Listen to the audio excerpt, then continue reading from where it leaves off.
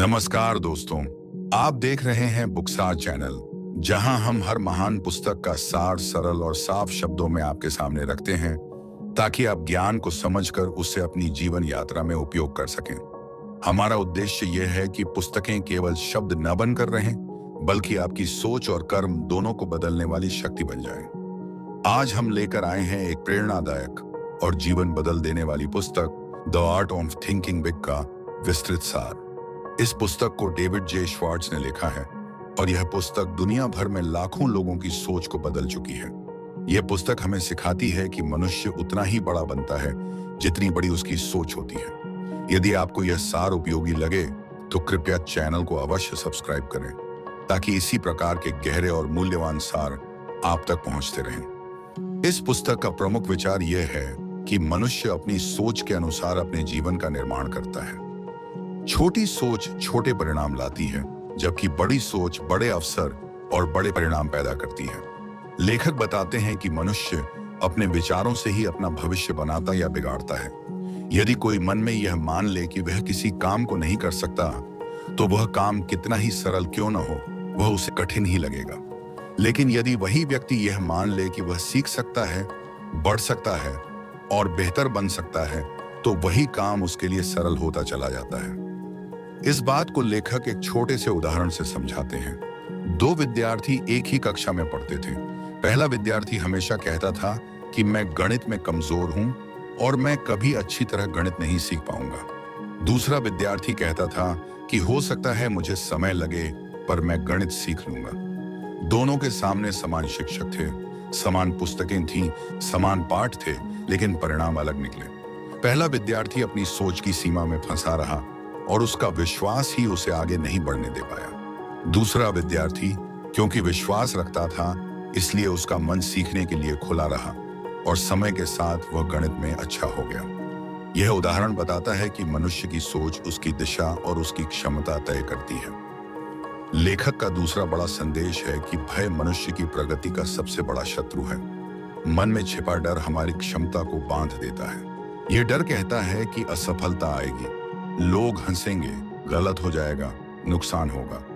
इस डर की वजह से मनुष्य वह कदम ही नहीं उठा पाता जहां से सफलता शुरू होती है। पर लेखक कहते हैं कि डर को हराने का केवल एक ही उपाय है, और वह है पहला कदम उठाना। जब हम पहला कदम उठाते हैं तो हमें पता चलता है कि डर उतना बड़ा नहीं था जितना हमारे मन ने बना रखा था। इसी बात को समझने के लिए लेखक एक उदाहरण देते हैं। एक व्यक्ति को तैरना सीखने से बहुत डर लगता था। वह पानी के पास भी नहीं जाता था। एक दिन उसके मित्र ने कहा कि पहले केवल पैरों को पानी में रखकर देखो। व्यक्ति ने डरते हुए ऐसा किया और उसे महसूस हुआ कि पानी तो सिर्फ थोड़ा ठंडा है, डर जैसा कुछ नहीं। धीरे धीरे उसने कमर तक पानी में उतरना शुरू किया और फिर कुछ समय बाद तैरना भी सीख गया। यह उदाहरण बताता है कि डर असली नहीं होता, केवल हमारे मन में बना हुआ होता है। जैसे ही हम एक कदम आगे रखते हैं, डर मिटने लगता है। पुस्तक में यह भी बताया गया है कि मनुष्य अपनी छोटी छोटी आदतों के द्वारा भी बड़ी सोच का निर्माण कर सकता है। यदि वह प्रतिदिन अपने विचारों को सकारात्मक दिशा में ले जाए, अपने आप से अच्छा बोले, अपने आप को सक्षम समझे, तो उसकी सोच एक दिन में नहीं लेकिन धीरे धीरे बदलती जाती है। एक व्यक्ति यदि रोज यही कहे कि मैं भाग्यहीन हूं, मैं साधारण हूं, मेरे साथ हमेशा गलत होता है, तो उसका मन उसी दिशा में सोचता रहेगा। पर यदि वही व्यक्ति अपने आप से कहे कि मैं सीख सकता हूं, मैं बढ़ सकता हूं, मेरे अंदर क्षमता है, तो उसका मन हर परिस्थिति में अवसर ढूंढने लगेगा। इस विचार को एक और उदाहरण से समझिए। एक कर्मचारी हर दिन यह शिकायत करता था कि उसे कभी अच्छे अवसर नहीं मिलते। उसके अनुसार उसके अधिकारी उसे महत्व नहीं देते, पर उसका मित्र उसे बताता है कि हो सकता है कि समस्या उसके अधिकारी या उसके भाग्य में नहीं बल्कि उसके रवैये में हो। वह कर्मचारी अपनी आदत बदलता है, काम को गंभीरता से लेने लगता है, लोगों से विनम्रता से व्यवहार करने लगता है, और कुछ ही दिन बाद उसके अधिकारी उसे सबसे महत्वपूर्ण कार्य सौंप देते हैं। यह उदाहरण बताता है कि सोच बदलते ही दुनिया का व्यवहार भी बदल जाता है। इस पुस्तक का एक विशेष सिद्धांत यह है कि बहाने बनाना छोड़ दो। बहाने मनुष्य की प्रतिभा को बांध देते हैं। लोग कहते हैं कि मेरे पास समय नहीं, मेरी उम्र निकल गई, मैं उतना योग्य नहीं, मेरे पास साधन नहीं, मेरी किस्मत खराब है। लोग क्या कहेंगे। पर लेखक कहते हैं कि बहाने केवल मन के बनाए जाल हैं। हजारों लोग ऐसे हैं जिन्होंने कठिन परिस्थितियों में शुरू किया पर सफल हुए क्योंकि उन्होंने बहानों को जीवन से निकाल दिया। यदि कोई व्यक्ति कहता रहे कि मेरे पास साधन नहीं, इसलिए मैं कुछ नहीं कर सकता, तो वह कभी आगे नहीं बढ़ेगा। पर यदि वह सोचे कि मैं छोटा शुरू कर सकता हूं और धीरे धीरे बढ़ सकता हूं, तो वह निश्चित ही प्रगति करेगा। एक और उदाहरण देखिए। एक चाय बेचने वाले के पास वर्षों तक एक ही छोटा सा स्टॉल था। एक दिन उसने मन में सोचा कि यदि मैं दूसरा स्टॉल खोलूं तो मेरी कमाई बढ़ सकती है। पहले उसे यह बात कठिन लगी, पर जब सोच बदली तो रास्ते खुद बनने लगे। उसने थोड़ी बचत की, लोगों से सलाह ली और कुछ ही महीने बाद दूसरा स्टॉल खोल लिया। यह सफलता इसलिए आई क्योंकि उसकी सोच बदल गई। पुस्तक में यह भी बताया गया है कि मनुष्य को स्वयं को सम्मान देना चाहिए।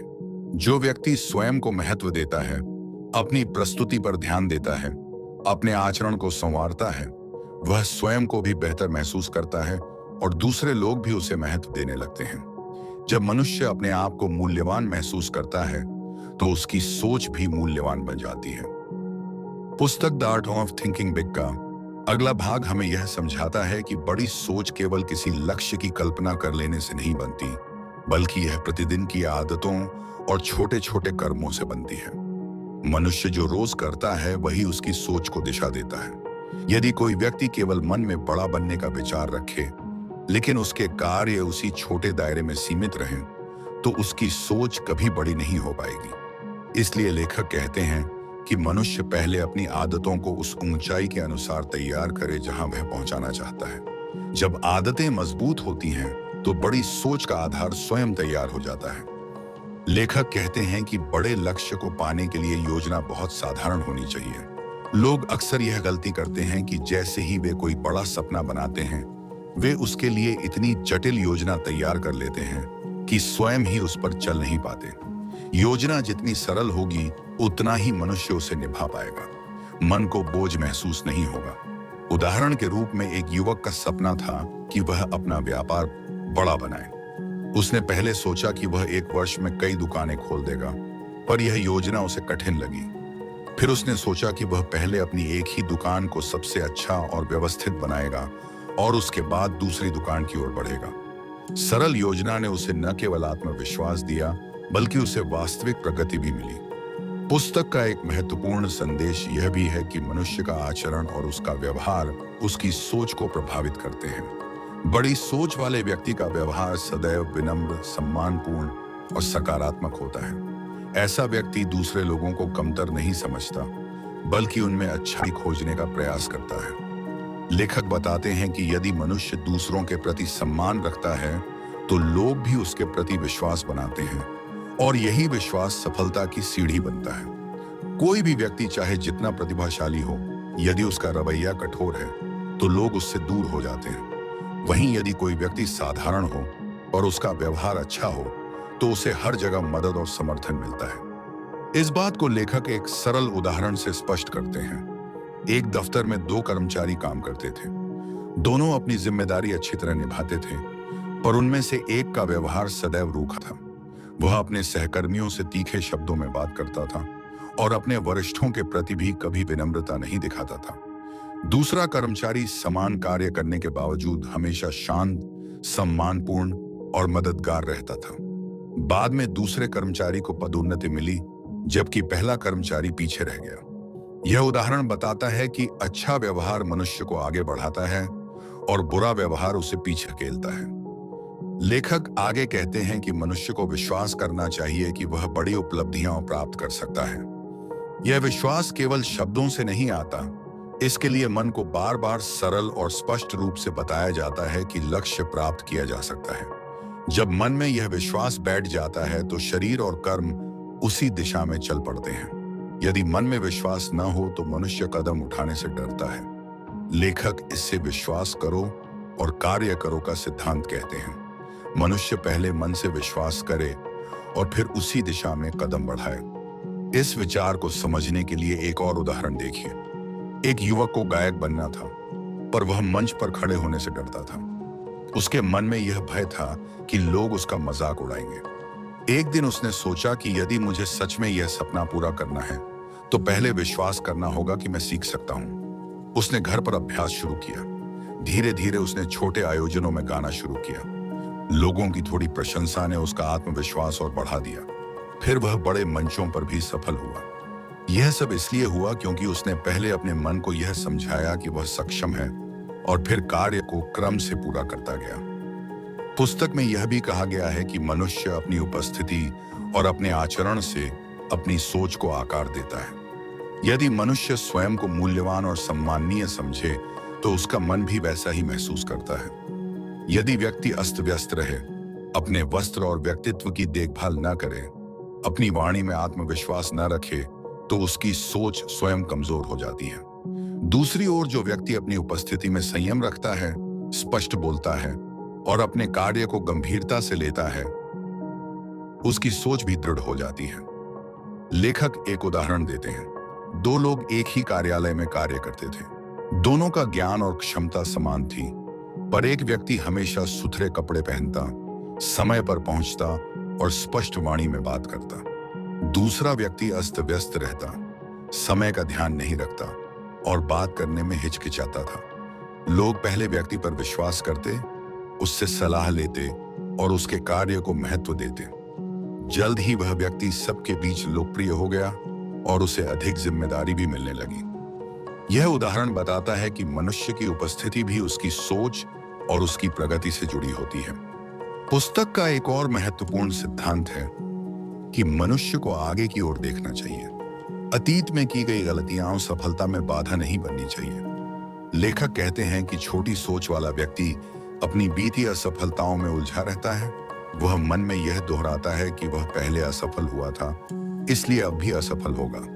बड़ी सोच वाला व्यक्ति अपनी पिछली गलतियों को केवल सीख के रूप में देखता है। वह आगे बढ़ता है और वह करता है जो उसके लक्ष्य के अनुकूल होता है। इस विचार को एक उदाहरण से समझें। एक व्यक्ति ने व्यापार शुरू किया, पर वह अधिक हुआ असफल हो गया। इस असफलता के बाद वह हताश हो गया और उसने सोचा कि वह दोबारा कभी व्यापार नहीं करेगा। वहीं उसका मित्र भी कभी असफल हुआ था, पर उसने निश्चय किया कि वह अपनी गलती से सीखकर पुनः प्रयास करेगा। उसने धीरे धीरे फिर शुरुआत की और बाद में सफल व्यापारी बन गया। दोनों की स्थिति समान थी, पर सोच अलग थी, इसलिए परिणाम अलग निकले। लेखक यह भी कहते हैं कि मनुष्य को अपने आसपास ऐसे लोगों को रखना चाहिए जो उसकी सोच को ऊंचा उठाएं। यदि मनुष्य ऐसे लोगों के साथ बैठता है जो हर बात में नकारात्मकता देखते हैं, हर कार्य में बाधा खोजते हैं और हमेशा यह कहते हैं कि कुछ भी संभव नहीं है, तो उसकी सोच भी वैसी ही बन जाती है। पर यदि वह उन लोगों के साथ समय बिताता है जो कर्मठ हैं, प्रसन्न हैं और विकास की सोच रखते हैं, तो उसका मन भी सकारात्मक और साहसी हो जाता है। इस बात को समझने के लिए एक सादा उदाहरण है। एक युवक ऐसे लोगों के साथ समय बिताता था जो हर बात में शिकायत करते थे। धीरे धीरे उसकी सोच भी नकारात्मक हो गई। फिर उसने अपना साथ बदलने का निश्चय किया और ऐसे लोगों के साथ बैठना शुरू किया जो सपने देखते थे और उन्हें सच करने के लिए परिश्रम करते थे। धीरे धीरे उसकी सोच भी बदलने लगी। उसका आत्मविश्वास बढ़ा और वह अपने जीवन में प्रगति करने लगा। यह बताता है कि वातावरण मनुष्य की सोच को गहराई से प्रभावित करता है। पुस्तक the art of thinking big का तीसरा भाग हमें यह सिखाता है कि बड़ी सोच को जीवन में टिकाए रखने के लिए मनुष्य को अपने लक्ष्यों को स्पष्ट रखना चाहिए और हर दिन उन्हें अपने मन के सामने दोहराना चाहिए। लेखक कहते हैं कि जब लक्ष्य साफ दिखाई देता है तो मनुष्य की ऊर्जा उसी दिशा में एकत्रित हो जाती है, और जब लक्ष्य धुंधला होता है तो मन और प्रयास दोनों बिखर जाते हैं। मनुष्य जिस दिशा को अधिक बार देखता है, उसका जीवन उसी दिशा में बढ़ने लगता है। इसलिए आवश्यक है कि लक्ष्य केवल मन में न हो, बल्कि व्यवहार में भी उतरे। लेखक बताते हैं कि लक्ष्य को स्पष्ट रखने के लिए मनुष्य को यह सोच बनानी चाहिए कि मुझे अपने जीवन में यह प्राप्त करना ही है। यही मन में दृढ़ निश्चय ही बड़ी सोच की असली शक्ति है। जब मनुष्य यह मान लेता है कि अगर कोई काम कठिन है तो भी वह करेगा, यदि कोई राह लंबी है तो भी वह चलेगा, यदि कोई समस्या आएगी तो भी उसे सुलझाएगा, तब लक्ष्य केवल सपना नहीं रहता बल्कि हकीकत बन जाता है। लेखक कहते हैं कि मनुष्य का विश्वास यदि अटल हो तो संसार की कोई भी बाधा बड़ी नहीं लगती। लेखक एक उदाहरण देते हैं। एक युवक अपने गांव से शहर काम करने आया। उसका लक्ष्य था कि वह जीवन में सम्मान पाए और अपने परिवार को सुरक्षित जीवन दे। पर शहर में उसके सामने अनेक कठिनाइयां आईं। काम का अनुभव नहीं था, रहने की सुविधा कम थी और कभी-कभी उसे भोजन भी पूरा नहीं मिलता था। कई बार उसने सोचा कि वह लौट जाए, पर उसने अपने लक्ष्य को प्रतिदिन याद किया। वह कहता था कि मुझे कठिनाइयों से डरकर नहीं भागना है। कुछ ही वर्षों में उसी युवक ने इतना धन और अनुभव अर्जित कर लिया कि वह स्वयं का छोटा व्यापार चला सका। यह उदाहरण बताता है कि लक्ष्य मन में जितना मजबूत होगा, मनुष्य उतना ही धैर्यवान और साहसी बनता जाता है। पुस्तक में बताया गया है कि बड़ी सोच रखने वाला व्यक्ति समस्याओं से घबराता नहीं, बल्कि उनके समाधान ढूंढता है। लेखक कहते हैं कि छोटे मन वाले लोग समस्या देखते ही पीछे हट जाते हैं। वे सोचते हैं कि यह मुश्किल है, यह नहीं हो पाएगा, यह मेरे बस का नहीं है। पर बड़ी सोच वाले लोग समस्या को चुनौती की तरह देखते हैं। वे यह सोचते हैं कि इसमें रास्ता छिपा हुआ है और यदि मैं धैर्य रखूंगा तो समाधान अवश्य मिलेगा। लेखक कहते हैं कि दुनिया के महान कार्य उन्हीं लोगों ने किए जिन्होंने कठिनाइयों को अवसर में बदल दिया। इसी बात को एक उदाहरण से समझें। एक किसान था जिसकी फसल बार बार खराब हो जाती थी क्योंकि उसके खेत में पानी की व्यवस्था सही नहीं थी। गांव के लोग कहते थे कि यह जमीन खेती के योग्य नहीं है और उसे यह काम छोड़ देना चाहिए। पर किसान ने हार नहीं मानी। उसने सोचा कि यदि मैं नहर बनाकर पानी का सही मार्ग तैयार कर लूं तो फसल बच सकती है। उसने कई महीनों तक मेहनत की और खुदाई की। धीरे धीरे पानी का मार्ग सुधरा और उसकी फसल पहले से अधिक अच्छी होने लगी। यह उदाहरण बताता है कि समस्या को अवसर में बदलने का साहस ही बड़ी सोच कहलाता है। लेखक कहते हैं कि बड़ी सोच रखने वाले लोग स्वयं को प्रेरित रखते हैं। वे अपने मन में सकारात्मक विचार भरते हैं और अपनी प्रगति पर ध्यान देते हैं। वे यह नहीं सोचते कि लोग क्या कहेंगे या कौन मेरे बारे में क्या सोच रहा है। वे केवल यह सोचते हैं कि मुझे क्या करना है और कैसे करना है। वे अपने लक्ष्य के साथ इतनी एकता बना लेते हैं कि आलोचना और निराशा उन्हें हिला नहीं पाती। लेखक कहते हैं कि मनुष्य को अपने भीतर एक ऐसी ज्योति जलानी चाहिए जो परिस्थिति चाहे कैसी भी हो बुझने ना पाए। पुस्तक में बताया गया है कि बड़ी सोच का एक महत्वपूर्ण आधार यह भी है कि मनुष्य अपने समय का मूल्य समझे। समय वही खजाना है जो एक बार चला जाए तो लौट कर नहीं आता। छोटी सोच वाला व्यक्ति समय को व्यर्थ नष्ट करता है, पर बड़ी सोच वाला व्यक्ति समय को अपने लिए पूंजी की तरह उपयोग करता है। लेखक कहते हैं कि मनुष्य को चाहिए कि वह अपने दिन का उपयोग विवेक से करे। जो काम उसके लक्ष्य को आगे बढ़ाए उसे प्राथमिकता दे और जो काम अनावश्यक हैं उन्हें छोड़ दे। इस बात को एक उदाहरण से समझते हैं।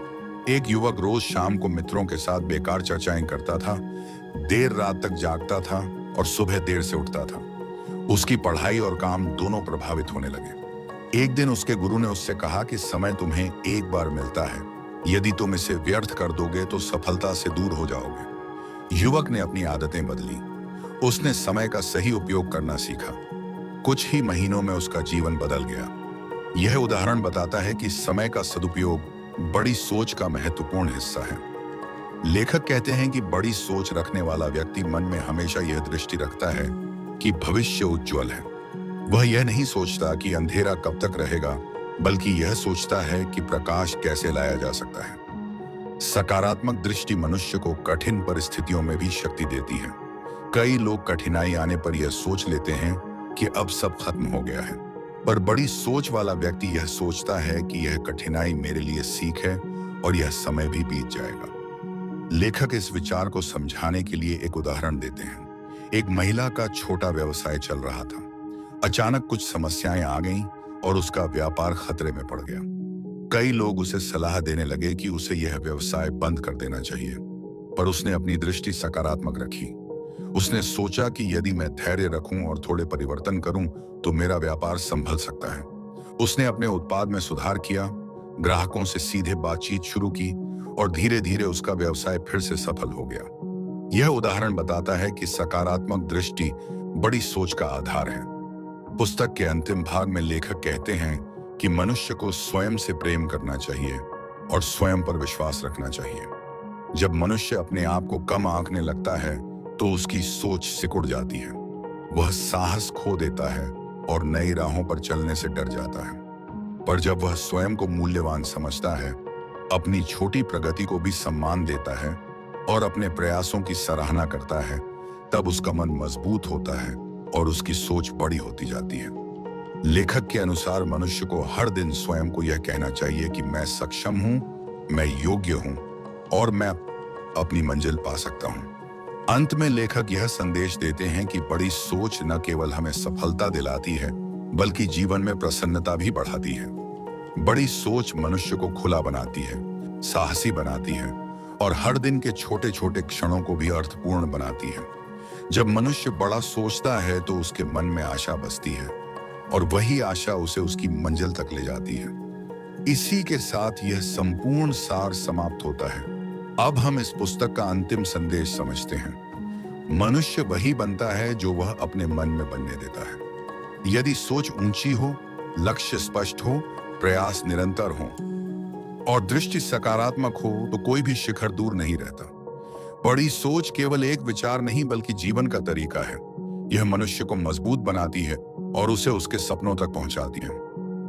नमस्कार दोस्तों, आशा है कि आपको the art of thinking big का यह सरल और विस्तृत सार पसंद आया होगा। यदि यह सार आपके मन को प्रेरणा दे पाया हो तो कृपया बुकसार चैनल को सब्सक्राइब अवश्य करें, ताकि आने वाली हर महान पुस्तक की सीख आप तक सरल भाषा में पहुंचती रहे। आपका समय और आपका समर्थन हमारे लिए बहुत मूल्यवान है। अगले सार में फिर मिलेंगे। धन्यवाद।